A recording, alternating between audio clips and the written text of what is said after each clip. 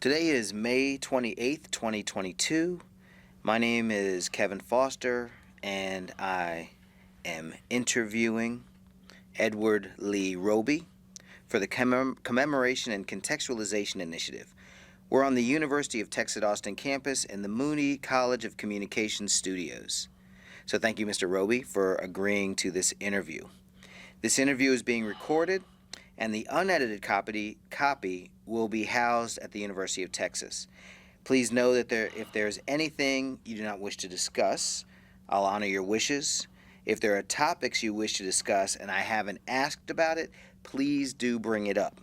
And lastly, if we need to take a break to get a drink of water or another reason, just let us know. So let's start with growing up in Austin, Texas. Or let's just start with growing up and a little bit about your earliest days, where you lived and how you came up. Okay, I grew up in Austin, Texas. I lived on, when I was a young person, when I was born on 10th Street. That is right next to I-35 where they have those large apartments right now. I left 10th Street. I was about 4 years old, moved to 13th Street, moved from 13th Street to Gregory Street, moved from Gregory to Cotton Street, from Cotton to Comel Street, and my last residence was Loretta Drive. I think we moved about 7 times. And you know, the funny thing about it is we never had a truck. My daddy said, we moving, we moved. So I guess we just carried our stuff. I don't know how that happened. So, Mr. Roby, what year were you born? I was born in 1942. 1942, and you said on 10th Street, and you said the big apartments there. So no, I lived in the big apartments are there now. Right, the big apartments now. Those big apartments. Is that Robertson Hill? Are we talking about near Ebenezer Baptist? Yeah, I'm talking exactly that right there. Okay, so it sounds like basically all of the heart of East Austin. You just lived all over the heart of East Austin for those early years. Yeah, you know, it's 7 different sites, so it's okay. We're all right. And then Loretta was the one. Loretta was when I left, when I went to college. That's when you went away. Yeah, to college. I left we lived on Comel, and then I went to college. Okay. And then when I came back, and my family moved. Mm-hmm. The funny thing about it, they didn't tell me. I mean, they told me, but I didn't pay attention. And then I came home, and all the houses were urban renewal. There was no houses there. So it took me about an hour and a half. It took me about half a day to find out where my folks had moved out on Loretta Drive. And 1964 is when they moved out on Loretta Drive. But I went to college in 1962, 61, 62, and then they moved to Loretta Drive. Got it. In 1964. So tell me about where you went to elementary school, where you went to middle school. I went to Holy Cross Catholic School. Mm-hmm. And I went to junior high school at Keeling, and I went to high school at Anderson High School. When you went to Keeling, that was Keeling Junior High. Is that correct? It was right across the street from where I lived on Comel. And then when you went to Anderson, what year did you finish at Anderson? 1960. 1960. You took a year or two, or did you go straight away to college? Nope, I took about a year and a half to hang on the streets. It was fun too, but I found UT made me go to college. So, well, just to make sure I have it straight, you didn't come straight to UT. You went to Texas Southern. So you say you did a year and a half just kind of out and about. Yeah, I worked at UT. So a year and a half, you worked at UT and then went to Texas Southern. But UT had something to do with you deciding to go to college? Yeah, because we had to come here on Sundays at the same time and put up those green bleachers for people to sit in for commencement. You had to come on Sunday, and you had to put them up, and you had to take them down the same day and load them on the truck and take them back with them. And I just said one day, you know, what am I doing here? I said, I have a high school diploma. I can go to college. So went home, told mother I wanted to go to college, and that's what it is. UT's been very instrumental in me going to school.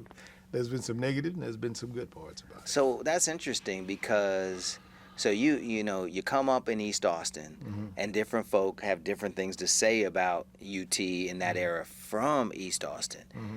Your experience was UT was where you found some work, Mm-hmm. and just observing it had an impact on you. No, the working on Sunday had some impact on it. Plus, you were going nowhere. It was nowhere to go. You made $30 a week working at the Commons, and you make $35 a week, and Monday you were broke again. You had to work again. So, I just figured there was nothing. There was nothing positive about working. And Texas Southern was the way to go at that point. My sister went to Texas Southern, Okay. and I followed her down there. So you followed your older sister The older sister, yeah. to Texas Southern.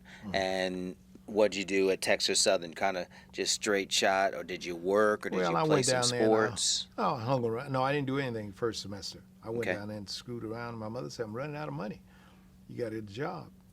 So a guy said, well, he said, you can go have a football team. So I went out to football team. I walked on to Texas Southern, and I made the team in the spring. And after that's 4-year scholarship. Used to be 4-year scholarships. When you signed 4-year scholarship, it was binding. And they could run you off, they couldn't run you off, but you could leave on your own, but they couldn't take it away from you back then. But that was a long time ago. Now it's year to year. So you had a 4-year scholarship. You walked onto the football team, had a 4-year scholarship at Texas Southern. During the summertime, what did you do? I came back and worked for UT. You came back and worked at UT, and what did you do for UT? I worked as transportation, transfer furniture from one building to another. 1 year I worked on a trash, and some years I worked on a trash truck. So you told me a funny story that you made it sound like you got fired. So Well, tell I got me. fired. That's before I went to Texas Southern. That was the first year I went to Texas Southern. I came back that summer, and I was going to stay at the UT, and then the UT guy fired me. The foreman fired me because he said, you need to go to college, and because you have a scholarship, and I'll rehire you when you come back. So he fired me. He said, you fired. And so I left and went on back to Texas Southern, and stayed on the football team. And then the next summer I came back home. Everybody else had to look for a job. I'd come out here to UT, and the guy'd give me a job. And he would give me in different departments, but I had a job. Where Little Sweat is now? That building where Sweat is? Yes. Okay, that used to be the staging area for trucks and all that stuff over there. Oh, I didn't know that. Yeah, and so I worked for them for every summer. So it was from East Austin to UT working, and you quote unquote got fired. You go to Texas Southern. You walk onto the football team, and summers were, Walk on the football team, come back, get fired, then go back to Texas Southern. got it. Yeah. And then you did your years at Texas Southern. That's where you got your bachelor's degree. Yeah. Got it. Now, so you finish up at I want to say I'm naming SWAC schools and That's okay. HBCUs, That's all right. but you finish up at Texas Southern. Yeah. Then where'd you go next? I went to work at Moody. Moody ISD. Yeah. I had opportunities to go to the pros, but I was tired. I just didn't want to do it anymore. When you play both ways in college, that's a job. So you played both ways. You played offense and defense. Yeah. You were what positions did you play? I was a linebacker and center. I was a linebacker on defense and center on offense. Did you collect any accolades along the way? Yeah, I was honorable mention All-American 1 year, and I was all-conference linebacker down there at Texas Southern, and captain of the team 2 years. And captain of the team. 2 Wow. years, and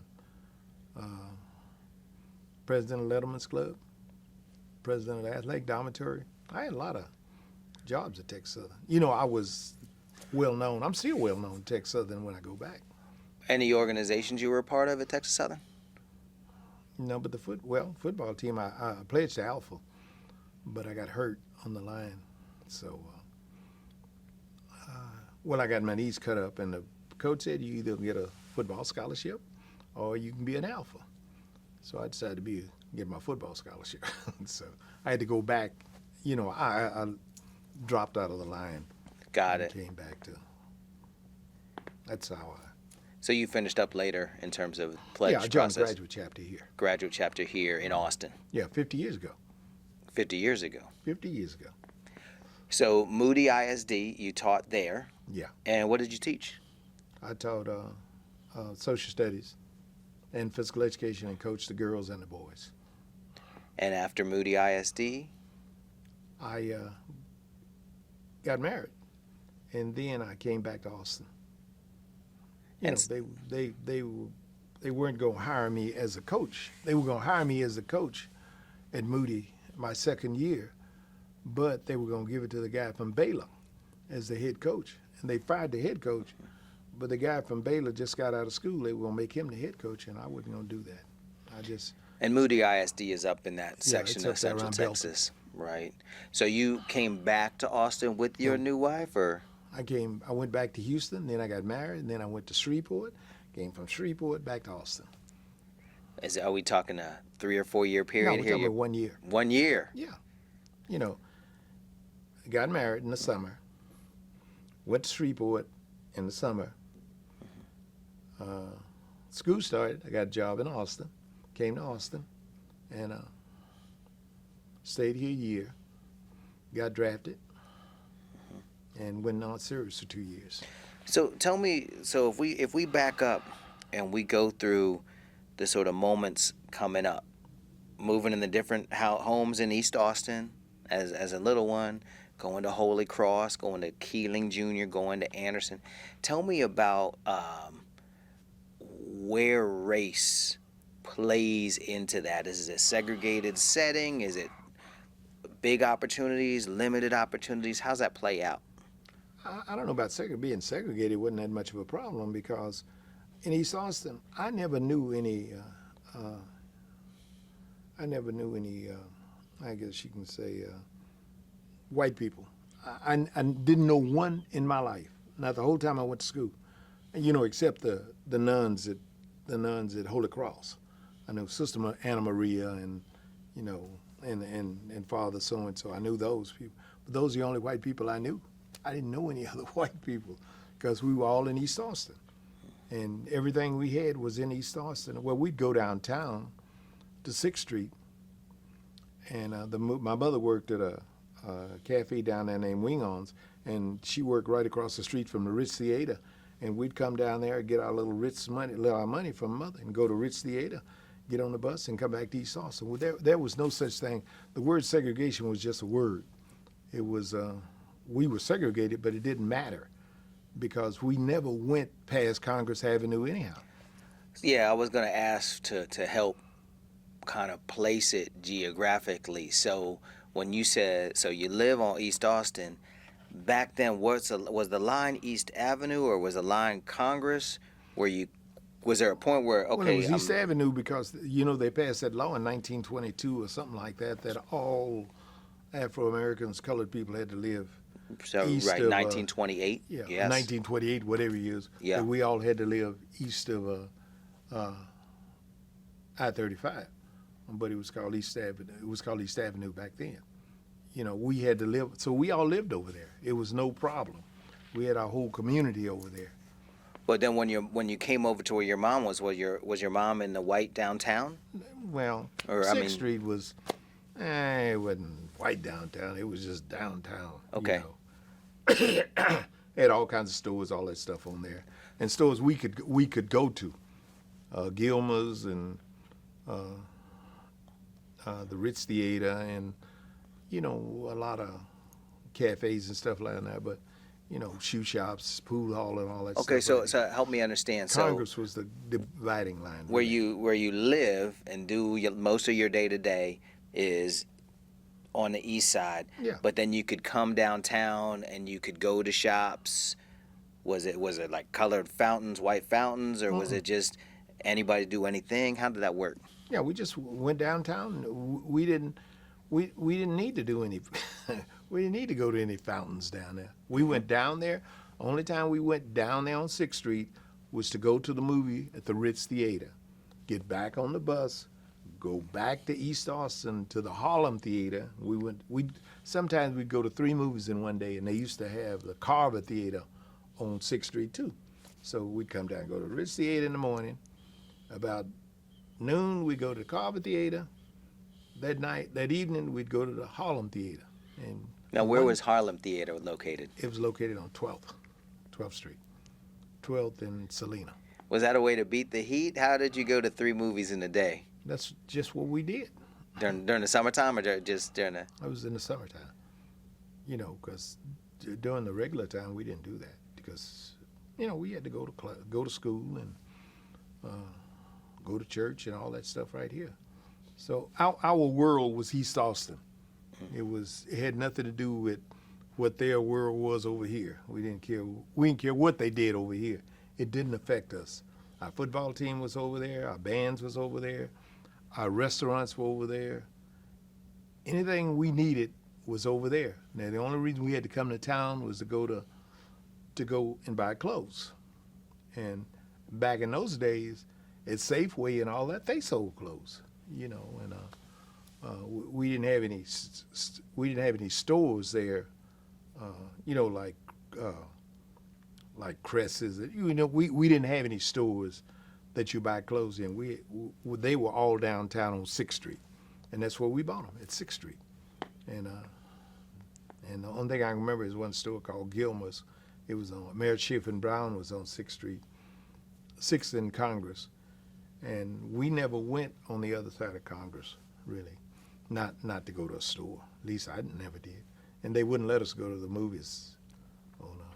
But then when you graduate, or when you were, I guess, kind of finishing up at Anderson and then taking that year, how did you end up finding about UT and getting a job over here? Well, my dad worked at UT. What'd your dad do? He was a cook at the Commons. And before that, he was a cook at the Nighthawk. He used to be on the corner of Guadalupe and Martin Luther King. He used to cook there.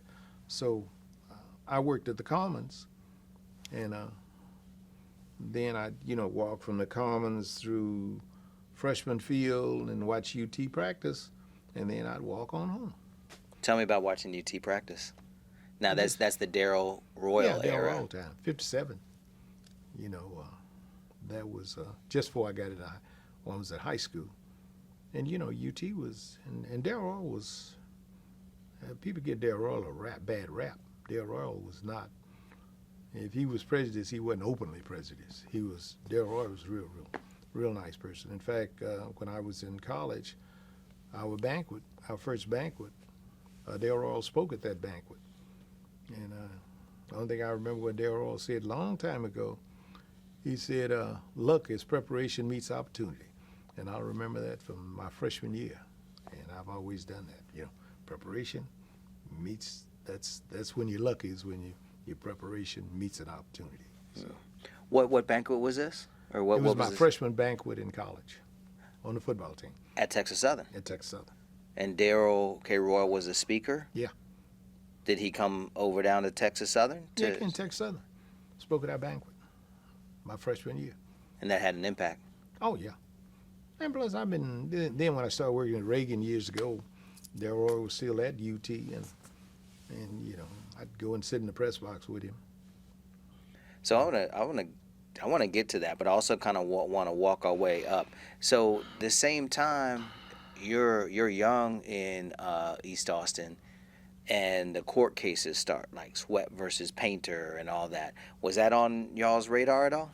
It didn't affect us at all. Only reason we knew about Sweat was because Sweat a friend of mine lived on 11th Street, and Sweat stayed with his family when he was going through that ordeal. We never even heard of Sweat versus Painter. We never heard of that until years later. I was telling you about the precursors. Yes, sir. That's when I heard about Sweat. I mean, I didn't know anything about Sweat, but a friend of mine told me later on that Sweat stayed with them a lot of times. See, a lot of times UT kids stayed in East Austin. See, because where's this thing right down the street? Almetris. It's a dormitory right here. Durham Hall, yes. Durham Hall. Named after Mama Durham? Yeah, Mr. Durham, and it's Almetris and all that. I used to come over here the year I didn't go to school, and see the girls. Because they were Oh, going to you're UT. not talking about the new Duran Hall. You're No, I'm talking talking about about back in the old- day. back in the day. When she had that co-op house, kind of Well- in between the HT and UT. Well, Almetris and all those the girls stayed in two dormitory, Almetris, and I used to come see them, and the girls were here, so I wasn't in school. I was just a bum in. I came over here and saw the girls, and a lot of my friends were with the precursors. In fact, my best friend. Not best friend, but the guy that was pretty close to me, he was a precursor. Who was that? His name was Carl Huntley. He died several years ago. So tell me the connection again. So you said that there's a group you kind of ran with, or? Yeah, well, they were in our part of they were just in our part of town because they couldn't operate over here. Nothing they could do over here. I think the thing that was so unusual about this place. What you do? What is she doing? Just listening? Okay. I'm telling you. See, well, one thing about it is, it was Houston Tillotson, and there was University of Texas, and then in 1956 or 54, I can't remember, is when it must have been 1956 when they were allowed to come to UT undergrad, and. The guys from UT used to go to HT because that's where most of the girls were. In fact, that's where all the girls were. So they went over there all the time, to dances and all that. But what happened one time that I remember so much, a guy named Spearman, they went over to HT to a dance, and they danced and they partied and they did, they went over there. But then the next week, I guess UT finally opened up a little bit and had a dance over here for the black kids at the Commons. Well, the guys from UT, it was a limited amount of girls over here, so they didn't want the guys from HT over here, so they reported them, and the UT people kicked them out.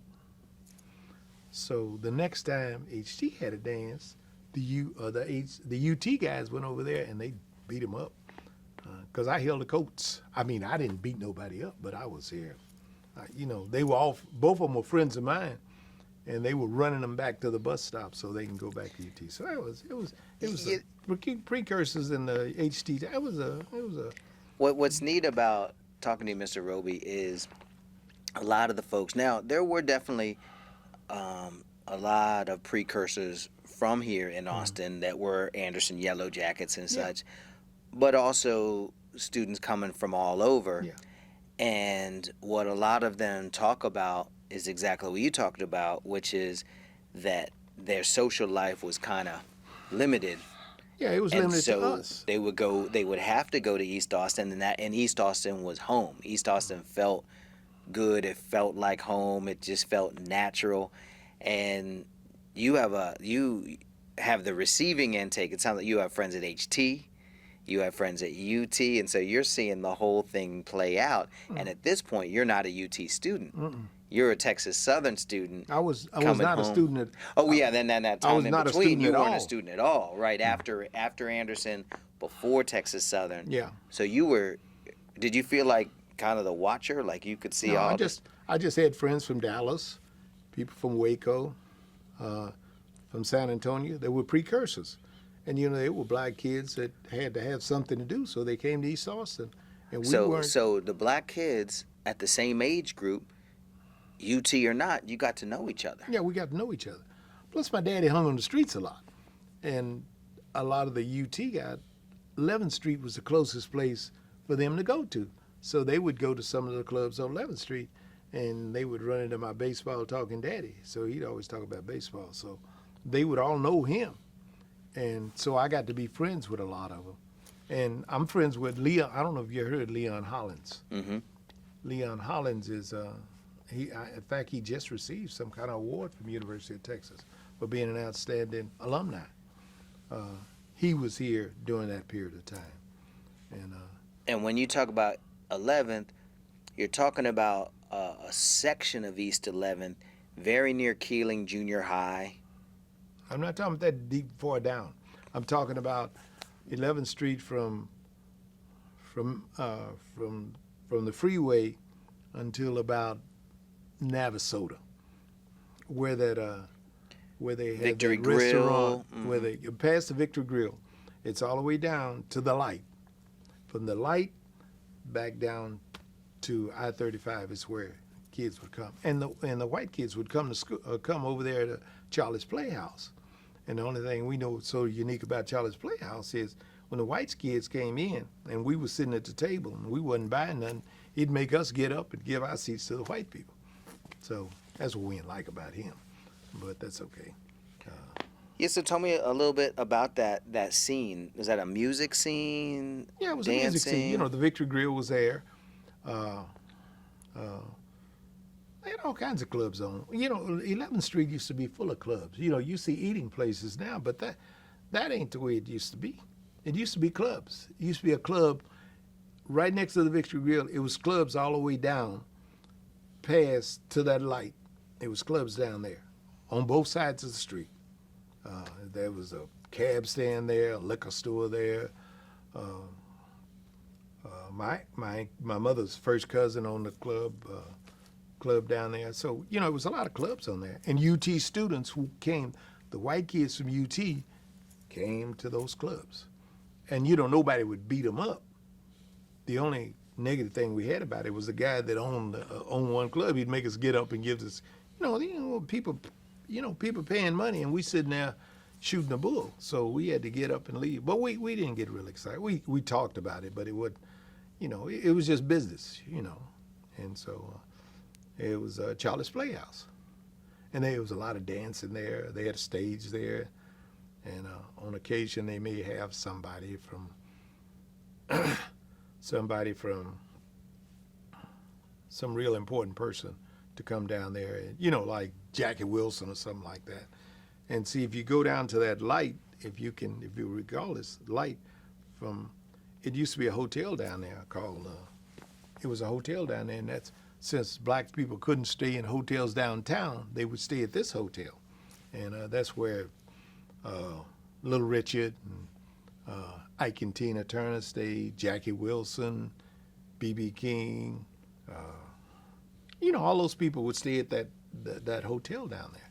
So Austin was clearly part of the black music scene then. Yeah, because all like, these folks were coming Chitlin through. Circuit, yes, sir. So the Chitlin Circuit. Yeah, well, Austin was part of that, and the Victory was one of the clubs that they would come to. They'd come from Memphis to Little Rock to Dallas. I guess they stopped in Waco. Austin, San Antonio, and Corpus Christi, and then they would come all the way back up. They would perform all the way back up on that, and that's why they call it the Chitlin Circuit.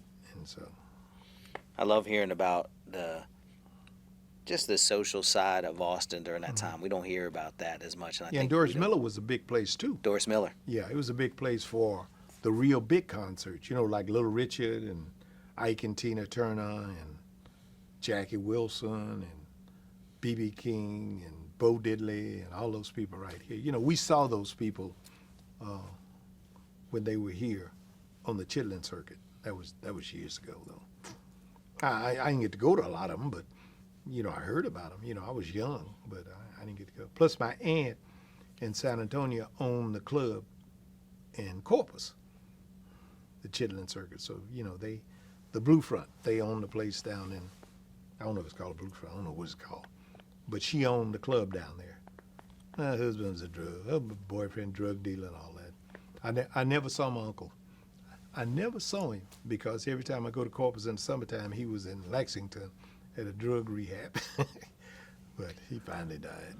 So moving up, and the childhood, the years right after Anderson and Texas Southern, when you graduate, and then coming back to UT or coming back to Austin during the summer, seeing it all, you taught.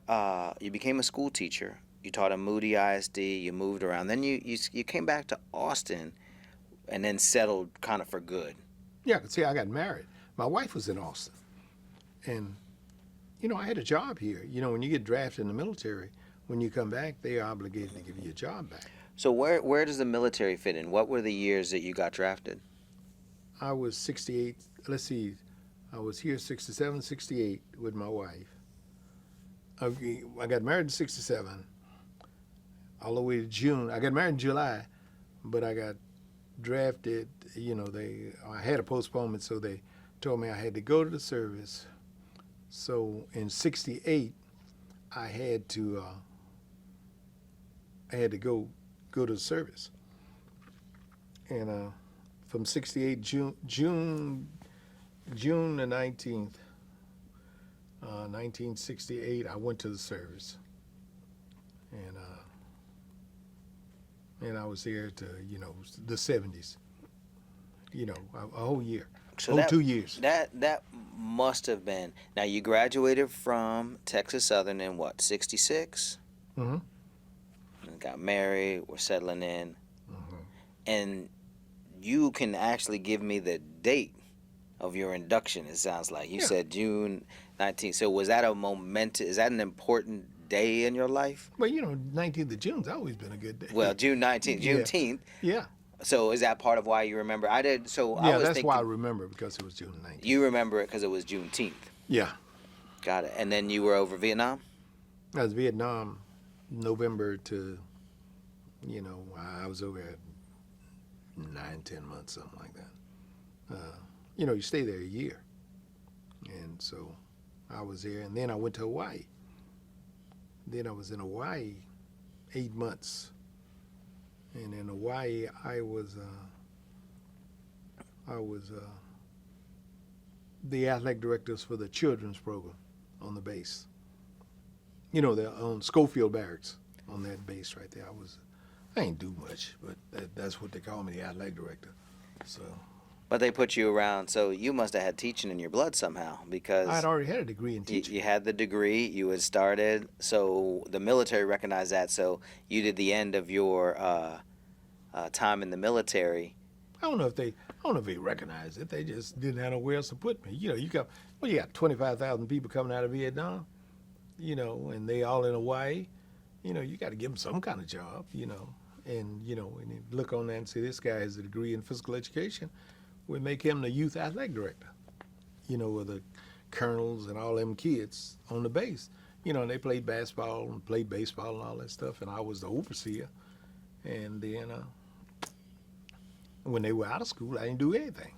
I just sit around the office. So What your time in the military, in the Army, ended 1970?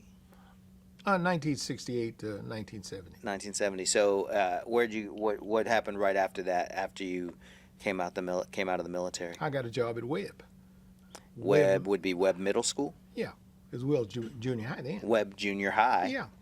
So Webb Junior High, here in Austin. Now, was that what was that school like at that point? Because that's not. Was that considered like an East Austin school, or was it on? Because it's on the west. It's kind of an East Austin school. It's kind of an East Austin school. Yeah, St. John people feel that up. I see. So the St. John's historically Yeah, black St. neighborhood. John, but it wasn't all black. It was Anglo too. St. John's. Yeah, St. John. I mean, Webb was both. St. John kids went to the school there, but it's also the kids that went to Lanier also went there too. So it was an integrated school. In fact, I don't remember it. All the great athletes that came at Webb came out of St. John. All the regular kids, just regular kids that went to McAllen, they also came to Webb. So it was Webb. It was Webb and St. It was Lanier people, McAllen people, and the St. John people, which were also the Reagan people at that particular time. Reagan had been built then. That's right. And, So Reagan, which is now Northeast, Yeah. early college, high school. So you're teaching at Webb Middle in a diverse community, because you said there's kids coming from the St. John's neighborhood, but there's kids coming from the other neighborhoods, and they're feeding 3 different high schools. Yeah. They're feeding McCallum, they're feeding Lanier, they're feeding Reagan. Yeah. And how long were you at? Well, that's a super interesting group of kids. It seems That like was 1 year. 1 year, and then what? See, everything you got is 1 year. Yeah. Okay. And then where was your next year? Well, Reagan wanted, they were getting a diverse group of people over, and they needed to have a black guy over there.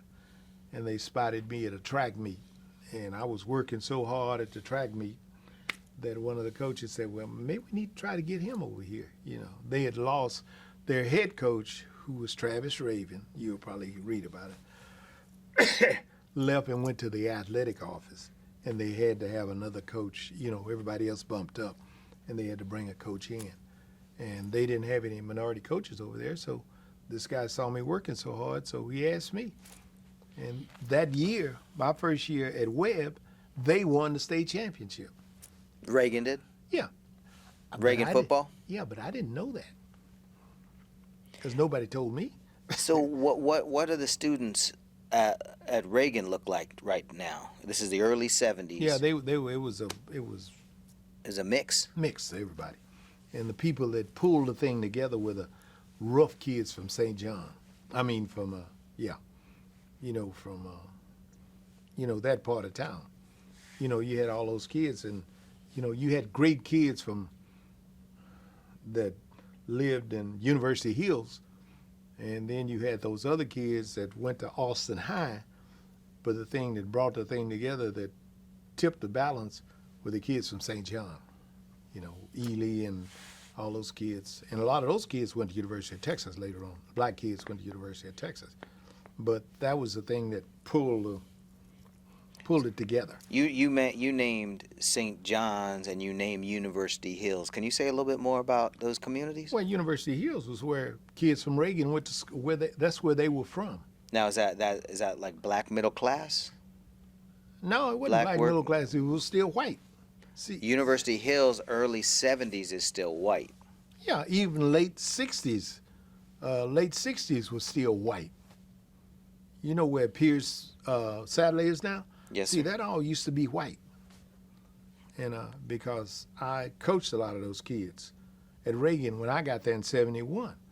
That's why we were still so powerful back there, because we had a combination of black and white. Social economic groups were different. One was up and one was down, and that made the difference. And, Coronado Hills was just coming in, and, that's where rich white folks lived. And right down the street, cross Cameron Road, you in St. John, where all the hard-working black folks are. And then if you go across the highway on 290 in University Hills, University of Texas people all live there, lived in that part of town. So that's what made it. All those kids were going to Reagan. They were all going to Reagan. LBJ was not there when I started out. So Reagan's a diverse school. Yeah, Reagan was a diverse school. It's not now. If I ever got a job over here, I'd go find me some folks. I'd go get me some kids because everybody is moving back to University Hills. When I got there at University Hills, I was the only black person on the street. Then after I stayed there 6, 7, 8, 10 years, it was several blacks on the street. And then we went on and on and on.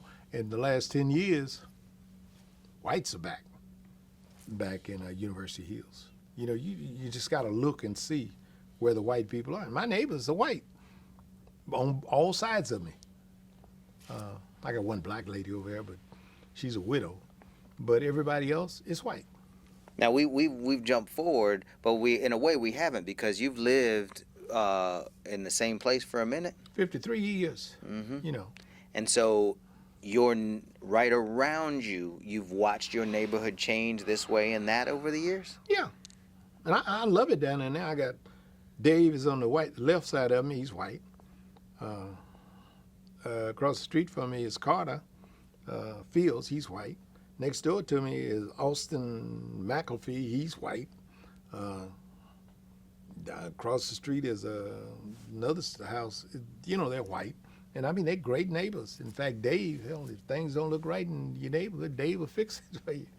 Dave, And, you know, all these kids are young. You know, they're 30-some years old, and I'm an old man, 70, and they'll do stuff for me. Not that I want people to do stuff for me, but they're great neighbors. They're just neighborly. They are neighborly people. They're young, and they got plenty of money. I mean, they ain't, see, my house, I paid $26,000 for it. Now it's worth $550,000. And, you know, it's just you know, neighborhood just growing up. AIC needs to pay attention. Who's where and who's what. You know, we could win 100 state championships if we would take advantage of the diversity in the neighborhoods and quit playing politics, you know. You know, if you live in this neighborhood, you go to Reagan. And if you live in this high school, you go to school where you want. See, because one thing you don't understand, too, is that the reason Westlake is there is because the kids over there on Manor Road did not want to go to Anderson High School. See, they, rather than go to Anderson High School, they formed their own school district. People don't know that, but I know that because I was here. I was, like Edward Roby used to say, I was there. So they all moved out and formed Westlake. So if we're looking at Austin, if we pulled out and saw a big map of Austin, we would see a section of Austin that is not part of the school district, and that's what you're talking about, right? Eames, is that what you're talking about? Yeah, Eames. See, the thing about Eames too is that they are getting a diverse population now. If you look on every Eames' team, you got a black kid on there that's an exceptional athlete. Look at the basketball team, the football team, Lake Travis, the great receivers they've had out there, the running backs they've had at Cedar Park. These are black kids, but they never, look, the paper's prejudice in it, they never put them in the paper. You never find out that a black kid plays for Lake Travis because they never put them in the paper. Westlake, the only thing about Westlake is, you're going to get a 6'8" basketball player every year. You know, 6'8" basketball players play and live in Westlake. You know, they went somewhere and got him and brought him back to Westlake. That's just, but nobody pays attention. Everybody does that. So, but so you come to Reagan, and you did a 1 year here, 1 year here, 1 year here. But how many years were you at Reagan? 16. You were there at 16. What did you do at Reagan High? Well, I started out on the B team, then they devoted me back to the freshman team, which I got mad about. I got mad about it, and I didn't talk to him for about 2-3 weeks. I mean, I talked to him, but it wasn't no buddy stuff. So I walked around the track. That was 1971, and I became an alpha. You know, I studied my alpha book. I read my alpha book and walked around lunchtime. I ain't eat lunch with them guys no more. But I got over it, and that was the best thing that happened to me. I was hired as a freshman coach, but they wasn't sure what I knew, so they put me up on the B team with a coach that knew what he was doing.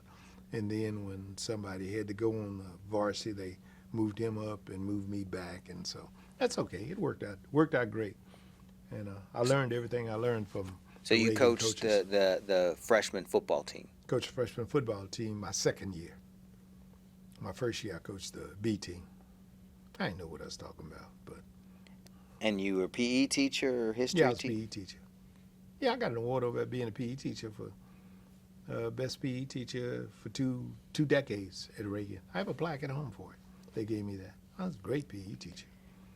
I think I was. So and UT comes back into the picture for you as well, because now do you come back around and start taking classes at UT? Yeah, well, I took that in the summer after I left Webb. And then, see, one thing about it is I was the outstanding, I ain't bragging on myself, but I was an outstanding, you know, people take, what do you call this stuff? Student teaching. Mm-hmm. I was outstanding student teacher in the city. I mean, you know, in the district. You know, I taught a lot of guys that would come over and do student teaching for me. So when you were Reagan, I don't know if you did this at Webb too, so when you were at Reagan, you took on student teachers? Student teachers, every year. From UT? Yep, every year. Every year. I think I had 2 a year. Two Two, yeah. I may have had 4 a year. Two each semester? Each semester, I had a student teacher, at UT. And I can't think of the guy's name. He's dead now. But he'd bring him over there. And I had student teachers we all had student teachers, but I had from Southwest Texas too. In fact, when I got my master's, I was getting my master's, and the guys that had student teachers on Austin was on my committee. So this is neat. So you are teaching at Reagan, Mm-hmm. and you're taking on future teachers from UT, student teachers who have to do some work in the classroom. But then in the summer, you go and continue to take classes from UT. Yeah. And how long did you do that for? About 4 semesters, During the summers? Yeah, 4 summer semesters. And then back then it was called Southwest Texas, but you say you got a master's degree from there. When did you do that? 81, 82, something like that. While still teaching at Reagan? Yeah, I was still at Reagan. I'd leave a football game, have a basketball game. I had a class at night, and the guy that had the B team would take my boys back home, and I would get in my car, and I'd drive to my class. What was inspiring you to continue taking classes? Well, I wanted to be a head coach, and they always got these roadblocks. You got to have a master's, so I can go get me a master's. So then when I got a master's, then there had to be something else. So you had to know somebody. So I tried to be a head coach a couple of times. Went to an interview, and the principal didn't even write nothing down. So I said, well, going right there. Then one year they wanted to give me a job at Travis High School, and but they wanted to give me the day after coaching school. They wanted me to give me a job at Travis, and I told them, nope, that won't fly, because I've been to coaching school with these guys, working with them all summer, and you're gonna give it just before school starts? I said, They said, well, you may never get another shot. Well, I guess never got another shot. So you stayed at Reagan? Was this while you were at Reagan? You stayed at Reagan, yes, and you were there 16 years or so. Yeah, I was there 16 years at Reagan, 15, 16 years at Reagan. Is that the school that you retired from? No, I was the athletic director of the city. Oh, okay, so tell me about that. I was assistant athletic director of the city for 16 years, and the junior high coordinator, all that stuff in there, physical education coordinator, adaptive PS supervisor, trainer supervisor. We had, at that time, you don't do that anymore. I guess you guys don't do that. We used to evaluate coaches. What do you evaluate? We had evaluation. Coach Freitag was from Reagan, and when he got down to the athletic office, he made me the assistant athletic director. So, we had evaluation. The head coach had to evaluate his coaches, and if you gave them all 5s, we won't know why in the hell you ain't won the state. You got all coaches with 5s. Hell, one of y'all, somebody ain't doing something. So, my coaches are the best in the world. I said, well, Coach Freitag said, well, y'all ain't won the state. Y'all couldn't be the best in the world. So, he didn't want to cause his coaches to get all upset. But, we had coaches evaluation. I came up with the trainer's handbook. We organized a trainer. We had 10 trainers. We had a handbook for them, and they had, and we had priorities. If you got a soccer match, and you got a basketball game, and you got one trainer at the school, where do you think he needs to be?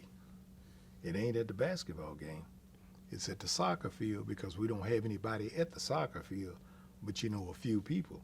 But at the basketball game, we may have 1,500 people. Boy, and they really hated. They were great. They were glad when they got rid of me as athletic director, assistant athletic director. And I was over 17 middle schools, and there was 300 and some coaches. No, it was 400 and some coaches at high school and middle school. I held all the middle school.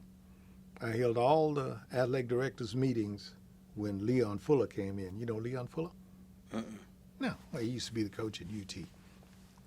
He used to be the coach and the defensive coordinator, and he became the athletic director. They gave him the job as the athletic director, and they had all these all these qualifications, and he didn't meet one of them. But they wanted him as athletic director, so he was a great athletic director. So you mentioned where you like the little story about like where they placed the trainers, and you placed them with soccer, and you had a logic around safety.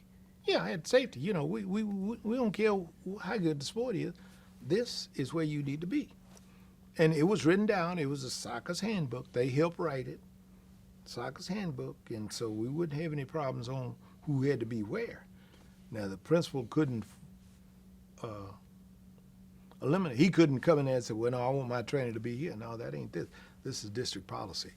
These trainers will go to the soccer match if we got a soccer game and a basketball game. Pushback? Yeah. And then we got EMS here. When Coach Freitag was probably a great athletic director. We had EMS. Now, Fuller brought in the EMS people. Because, see, we didn't have EMS people at football games. He brought that in. Coach Freitag got the scoreboards built. Fuller got the tracks built. So, see, you're on school board. You'd have been on school board, and we argued about it.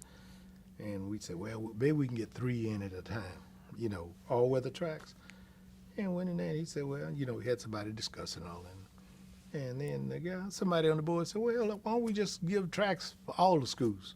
So we got over $1 million worth of tracks over the schools at one time. All 17 middle schools and all 11 high schools, we had all-weather tracks. On the school board, did that in one drop. You know, it was a good school board.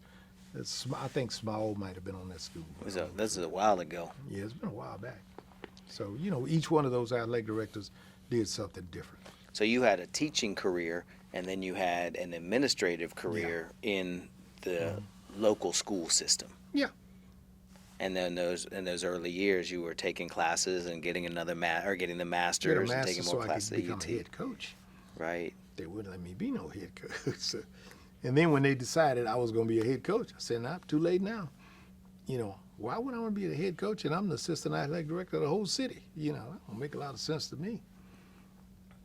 So I didn't apply for the athletic director's job because I had 2 girls in college. And if they had decided to move me, if I didn't get the job, they'd move me, and I wouldn't be making that money. The money that you needed for 2 kids in college. Kids in college. You turn that. That's exactly where I was going to go because one of the things I happen to know is that one of your daughters is a principal in our schools right now. So tell me about your kids coming up, and did they come up in Austin?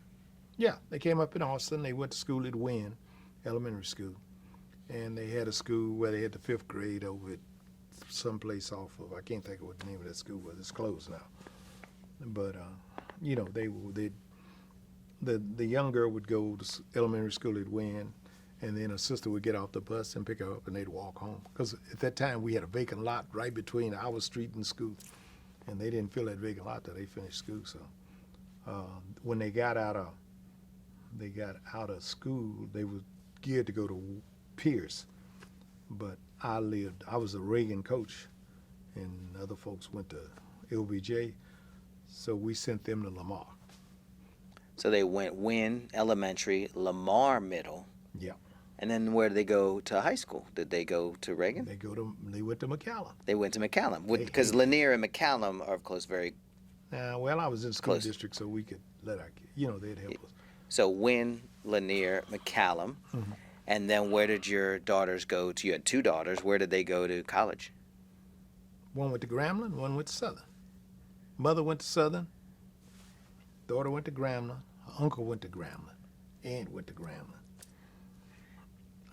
Wife went to Southern.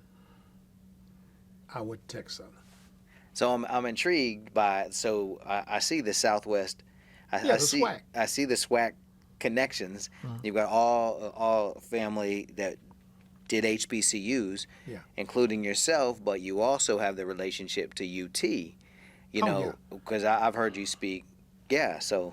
Yeah, we had the biggest argument at UT. My daughter wanted to go to graduate school here, and said they wouldn't let her in. And I came down there raising hell. And I said, she made all these scores, but she made scores on certain parts of the tests, and she did the part she should have made good scores on. She didn't make them on that.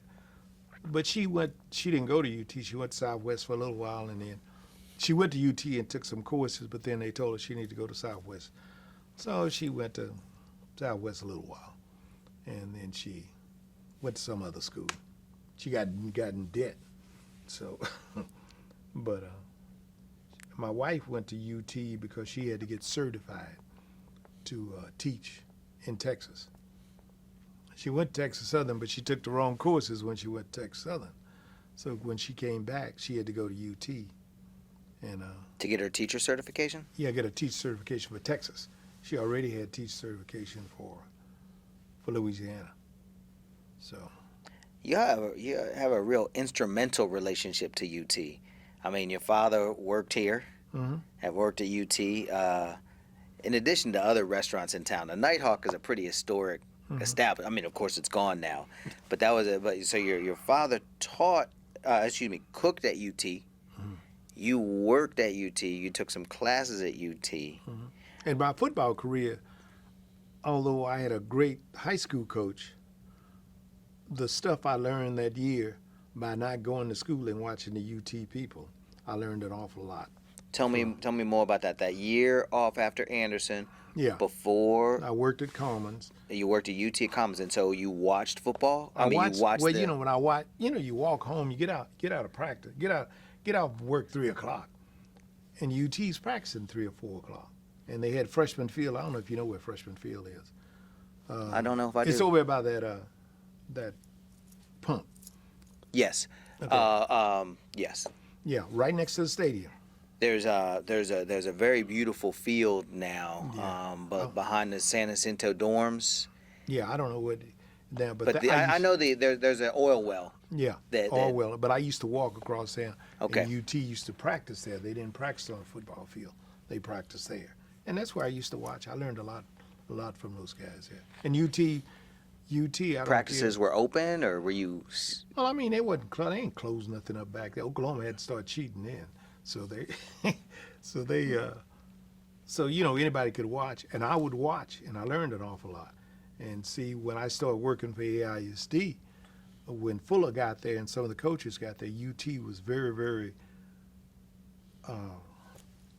very cooperative. If we needed a coach to come over and teach something for us, especially when we had Mac Brown. Mac Brown was there. We needed something taught. I don't know if Mac Brown was the athletic director or not, but if we needed a track coach over there to teach our coaches, he'd send him over and we'd say, well, how much we owe you? Say, you don't owe me anything. This is part of what I'm here for. And he'd come over and help us in football. Mac Brown was great. Darryl wasn't bad. But Darryl was kind of going out when I got there.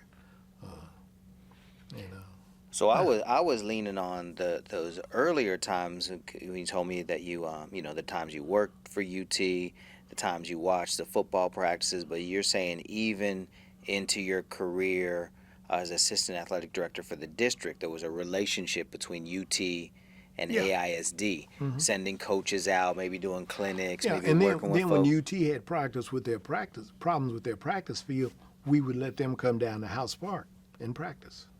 They would practice at House Park. When something was being renovated at UT, the stadium or something, they would come down there and practice on House Park. If they had a spring game or something like that, they would come down there and play on House Park. So we had a great relationship with UT. Look, I have no problem. Got a lot of people here don't like UT, but in my neighborhood, and they still don't like UT, but they were instrumental in me getting where I am. That's the word that rings for me in the story you're telling is instrumental. Yeah. Because that's, like you said, that's not where your daughters chose to go to school. That's not where you chose to go to school, but you worked with UT throughout your career. Yeah, we kind of tried to get them married too, and there wasn't no men over the age of UT. So yeah, send them to Grambling Southern. They still didn't get married. So yeah, we still messed up on that. So tell me, I do want to find an excuse to learn a little bit about what your now 2 adult children are doing, because it seems like they've kind of stayed a little close to Austin in education, at least one of them. Well, one of them did. Well, first thing about it, she got out of Grambling, and she got out with a degree in English. He ain't get no job. I want to be a writer. And you can't eat as a writer, so we need to find something for you to do. And she worked a little here, worked a little there, and then my wife finally told her she's going to the alternative teaching program, and she did that, and we got her working on that. Now, the youngest girl's always been smart in mathematics, so she graduated in accounting, went to Exxon, and they wouldn't hire her at first. The first year they didn't hire her. She did an intern there, but they didn't hire her. So she got a job at Shell, and she went to Shell. And then they wanted to hire her. She said, too late now. So she's been at Shell.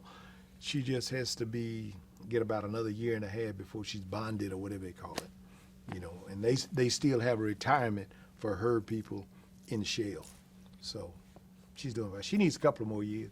She may need another year and a half, 2 years. The oldest girl just needs 2 years to retire from AISD. Oh, okay. Yeah, because see, she worked in AISD. She went up to Arlington and worked about 2 or 3 years, then she came back, and she'd been here ever since. And what is she doing here? Who? Oldest girl's the principal. Mm-hmm. Principal where? At Sadler. At Bertha Sadler Means? Yeah. And Bertha Sadler Means, that's the same site that used to be the Pierce that you were talking about. Mm-hmm. So your kids went from Wynn to Lanier, but they could have gone Wynn No, they Pierce. went to Wynn to... not Lanier, I'm sorry, Wynn... To Lamar. Lamar. I got my L's. Wynn Lamar McCallum. Yeah. But they're all... That's the area. And now your oldest daughter is back, and she is the principal at a really historic, important middle school. Yeah. And we didn't like the name of that name. They named you were there, but we didn't like that name either. But that's another story. That's another story. Yeah. I've really enjoyed the time just chatting about Did you get your everything you experiences. need? I did. Okay. Well, there's always more, but what's really been fascinating to me is just how many of the precursors, they spent 4 years on the campus, and the heart and soul of their experience is that student experience. Mm-hmm. Your story is really interesting because the heart and soul of yours is, it feels like, and I want you to tell me if this is not the right interpretation, but it feels like you were an East Austinite who had an instrumental relationship with the university throughout your career. And I had a relationship with the precursors. With a lot of the precursors. Thank you. I went to school with some of them. And Charles Miles, you listen for the name Charles Miles, Leon Hollins, and a few more of them. When you look on this deal, and Carl Huntley and some of those others, they were there, and Otis Arnold and all those people, and Benny Hawkins. See, Benny Hawkins might have been the second guy to graduate at UT, an architect. He was an architect. And Otis Arnold, we know he was the first or the second in pharmacy of black people. And again, some kind of architect that's built a whole lot of buildings in Houston came from University of Texas. And, UT has helped a lot of people. And they, at one time, they hated UT, the precursors. I mean, Lord, I talked to them, they just have something bad to say about them. Now they're all on board now with UT. They understand. What's changed? What has changed? I don't know what changed them. Like Leon Hollins, I met him when Dr. Vinson was here those years, and boy, he just never had anything positive to say about it. And lately, last 2-3 years, he got some award for outstanding alumni and all that stuff right here. And his wife got an award, and that lady that used to sing, UT. Barbara Conrad. Whatever, yeah. Mm-hmm. We heard about her, and intramural. We're so bad about UT. They used to have intramurals, and UT. Some of them guys like Charles Miles would go get a guy from Anderson, put him on the team in intramurals, and they would win the intramurals. But nobody knew that other guy. One of those guys wasn't on the team. His name was His name was Dockery. He went to Prairie View, but he came down here and ran on the team with Charles Miles and those guys at UT. And I see a lot of IBM guys have doctors and master's degrees from University of Texas. Sam Robinson from IBM.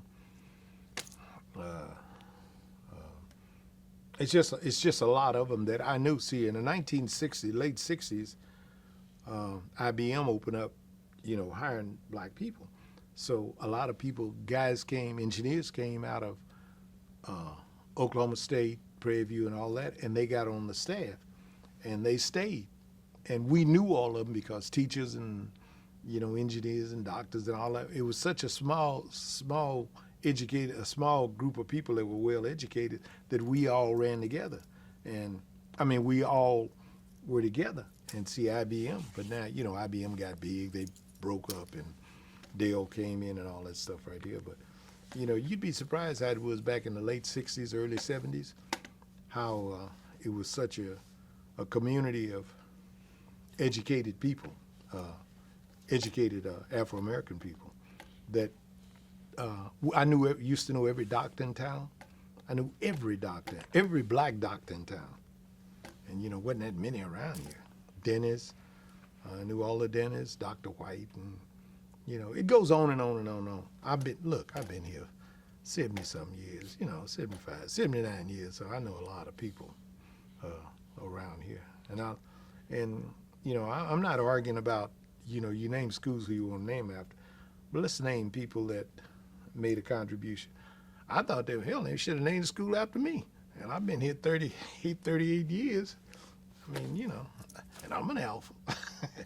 And I go to church, And, if you're going to have a reason to if you do something, do it, have some standards, what you're going to do. You know what I mean? Have some, whatever y'all call it. I don't know what y'all call it. When you hire a principal, you gotta have it. Like the lady told my daughter in a meeting, is that she asked a lot of questions. She said, well, you the only person know anything about statistics and this.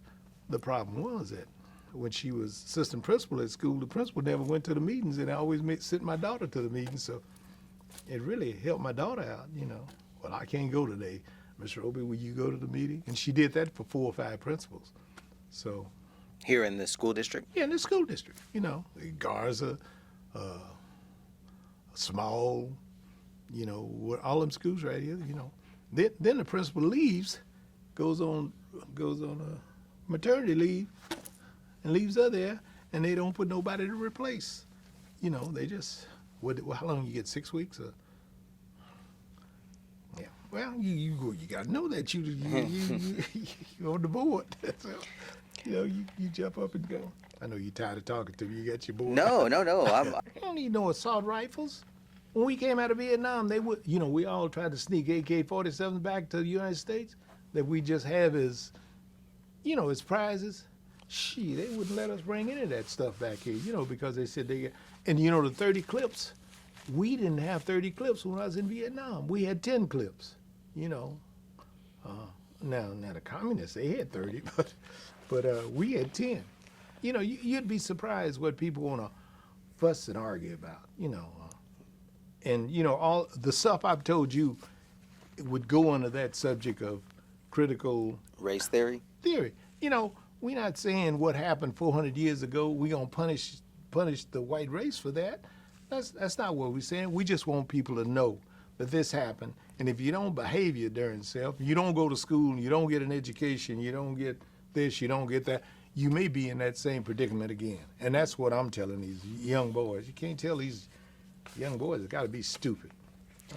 We paused for a second and came back, and so this was part of our conversation while the camera wasn't on. And it's been a great conversation with great threads in it. I just want to thank you for the time we spent this afternoon, and I actually look forward to some follow-up conversations. Well, look, anytime you want me to talk to anybody about anything, but see, one thing about it is, if you want to know the truth, you better not ask me, because I'm going to tell you what happened. And East Austin was not that bad when they did decide to let us come, Afro-Americans come to UT. I mean, it was still a social problem. You know, people didn't want to associate with you, but you know, the UT was, in fact, all my success. I got to give a little credit to Dale Royal and David McWilliams and those people right here, because they allowed me to just look and learn. They didn't say, well, Roby, you need to do this, you need to do that. Roby, get out of the way. They just, you know, they didn't make me move. They just walked around me, and you know, when they won the national championship in '63, I was around for a little while. With '69, I was already gone. But you know, it's just, you know, you just have to tell the truth about things, and some things are important, and some things you just need to know about. You just need to know about them, so you won't make the same stupid mistake again. You know, it's like getting drunk. You get drunk. If you don't quit getting drunk, they're gonna stop you and put you in jail. What you need to do is stop getting drunk. You know, I mean, drinking and driving. You know, it's just so much you learn from education. And not educating people on what happened in the past, you're making a big, big mistake, because you're gonna have the same. Because people, what did they say about this? That you're damned to do it again. You know, if you don't heed the. If you don't learn from it. If you don't learn from history, you're gonna repeat it. You're gonna repeat it. And my wife and I were just talking the other day about fool me once, shame on you. Fool me twice, shame on me. So you know, that's what we're trying to do. We're trying to, you know, it's just. And the last thing to say, and since you were born, these folks in Westlake and Lake Travis and all these schools don't need to be beating us in athletics. We got the finest athletes in the world. We need to figure out, we need to get serious about these coaches around here. We need to determine who is coaching these teams around here. And you want me to tell you what broke the backbone of Austin Independent School District when they started letting these guys from A&M that didn't finish school come and coach your school. They destroyed Lanier, they destroyed Reagan, they destroyed all these schools because they started letting these guys that did not get a teaching certificate to start coaching because they had some experience playing at A&M and playing at these schools right here. Everybody needs to be certified to teach. Certified teacher. The best teacher, the best coach is the best teacher. If you can't teach, you can't coach. So, I don't know. People don't know. I don't know. They don't understand that. But you go out to Westlake and you go out to Lake Travis, they ain't got no aides out there coaching no football team. They got certified, educated teachers out there. And if these people getting beat by Westlake all the time, get your butt up, drive out there and watch them practice. They don't care. You can go out there and watch them practice every day. Every day. You can go out there and watch Westlake and Lake Travis practice every day. They don't have it closed in, they don't have anything. You can go sit in the stands with the mom and daddies every day and watch them. And then that's what you do. You learn from them. And then you come back and tell your people over here, and before you know it along, you be beating them just like they're beating you.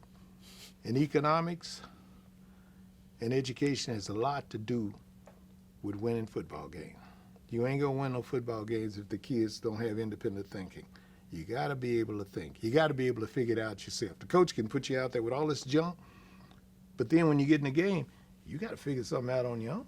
And that's what you wanna do, is have some kids out there that can think and that can learn. And you go back and check all the Reagan teams. I don't know, you're kinda young. But when the Reagan teams, I bet they don't have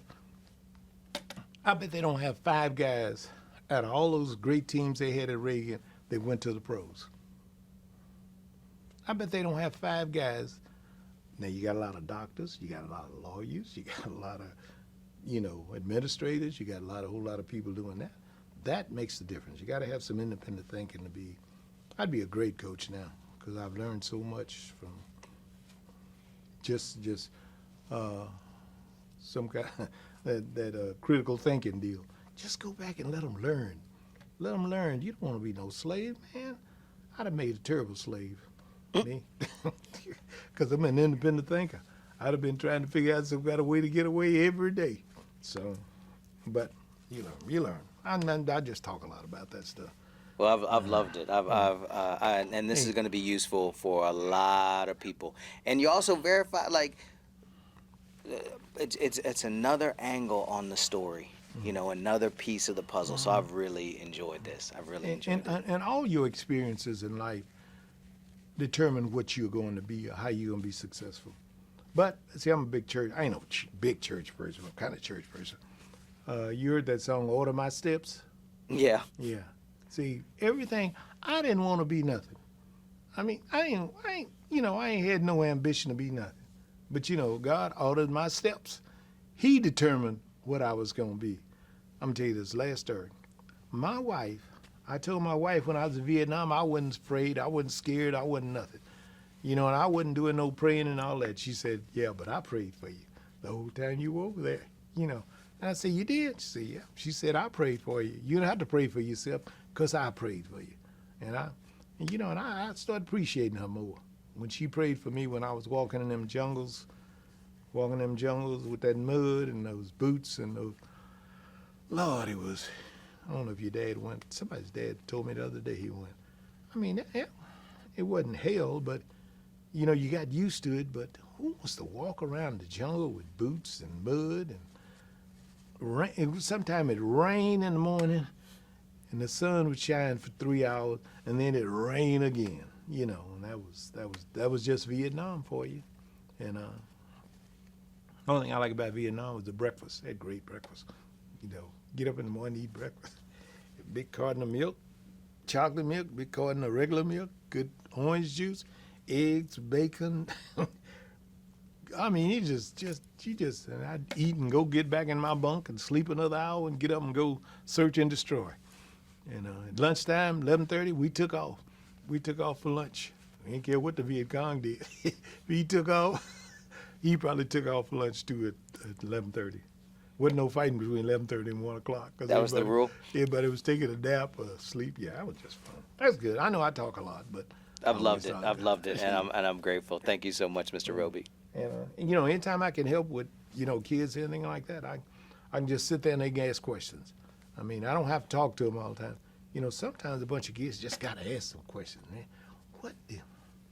And I don't want to go to war, because if you go to war, young kids get killed. And ain't nothing after getting killed, Right. Did you see the last movie, The Equalizer? Mm-hmm. When he told that kid being dead, you should have seen that part when he took him he was up in some place smoking pot with those guys and told him about being dead. He said, "You ain't nothing you can do after being dead. You don't get to do. That's it. You don't get another step after being dead." So, anyway, I'm glad I didn't know you all had all these people here you were going to talk to. Bring us some more. I was trying to back out. You were trying to back out? No. Yeah. Well, it's gonna. This project will continue. Well, I mean, anytime you all need to have me to do something out here, I mean, and I have no prejudice about nobody. I mean, because you're white or black, because you're white, I don't care if you're white. If you're friendly, my wife goes to the grocery store, anybody will stop her, because she's so friendly looking. A lady stop her how you gonna cook cornbread? I said, "Why she stop you?" She said, "Well, I guess I just look friendly, it's just like my neighbors. I love my neighbors. They're the greatest. They all little guys. One of them used to be in Blackwater. You ever heard of Blackwater? Mm-hmm. Yeah, he used to be one of them guys. He dang, and they got cameras all over their house. I don't need no camera, because all their cameras shine on my house and everybody else's house. Everybody's got a gun. I mean, not, they don't walk around shooting you, but, if you hollered something going wrong, they pull out them They'd guns be there. there. Yeah, they'll take care of you. No, But you can cut the camera, and yeah, thanks. anything you want to help, anything I want to help me with, help you all with, let me know.